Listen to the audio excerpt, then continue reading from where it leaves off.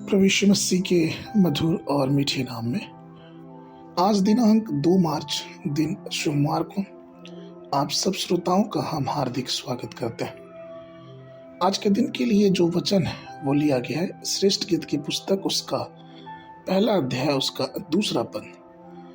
वचन कहता है, वो अपने मुंह के चुम्बनों से मुझे चूमे, क्योंकि तेरा प्रेम दाखमधु से उत्तम है। प्रियो, आज का विषय है मसीह का प्रेम।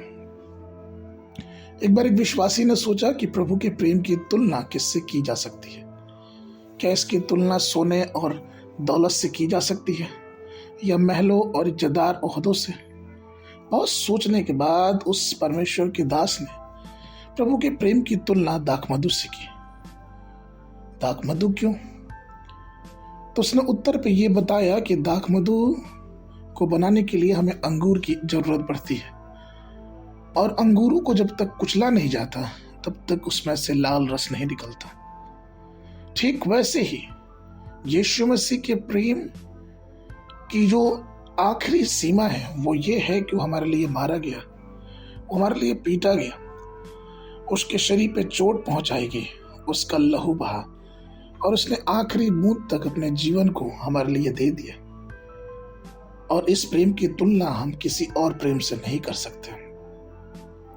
जब हम प्रभु यीशु मसीह के प्रेम पर ध्यान देते हैं तो हम देखते हैं कि उसने हमसे ऐसा प्रेम इसलिए किया क्योंकि उसकी दया हमारे जीवनों पे बनी रही।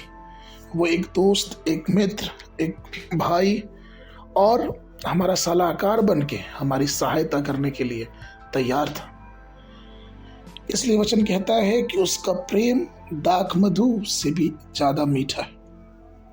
अपनी सेवा की शुरुआत में यीशु मसीह ने पानी को दाखरस बनाया। जब उन्हें एक शादी में दावत मिली तो उस पानी की भी एक गवाही थी कि वो किस प्रकार से दाखरस में बदल गया। ठीक उसी प्रकार से जब अपनी सेवा के आखिरी दिनों में वो गतसमनी के बगीचे में थे तो उन्होंने प्याला लिया, उसके लिए दुआ किया और अपने चेलों को दिया और उससे कहा कि ये पियो, ये दाखरस में मेरी नई वाचा है। शायद उस समय शिष्य जो थे उस दाखरस की गहराई को पूरी तरह से समझ नहीं पाए, लेकिन बाद में वो इस बात को समझे।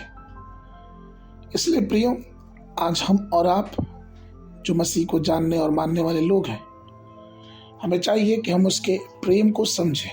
वो प्रेम जो उसने हमारे लिए दिखाया, जिसने अपने आप को रखना छोड़ा और वो हमारे लिए अपने लहू को बहाया ताकि उसके लहू बहाने से हमारा उद्धार हो। इसलिए उस प्रेम में आइए बने रहें और अपने जीवनों में प्रभु की स्तुति और प्रभु की महिमा करते रहें। आगे के मनन के लिए गलतियों की पत्री उसका दूसरा अध्याय 20 पद। मैं मसीह के साथ क्रूस पे चढ़ाया गया और अब मैं जीवित ना रहा पर मसीह मुझ में जीवित है, और मैं शरीर में अब जो जीवित हूँ तो केवल उस विश्वास से जीवित हूँ जो परमेश्वर के पुत्र पर है, जिसने मुझसे प्रेम किया और मेरे लिए अपने आप को दे दिया। बाइबल अध्ययन के लिए सुबह के समय गिनती की पुस्तक उसका 24, 25, 26 और 27 अध्याय। संध्या के समय मरकुस रचित सुसमाचार उसका 8 अध्याय 1 पद से लेके 21 पद तक। परमेश्वर आप सबको आशीष देवे।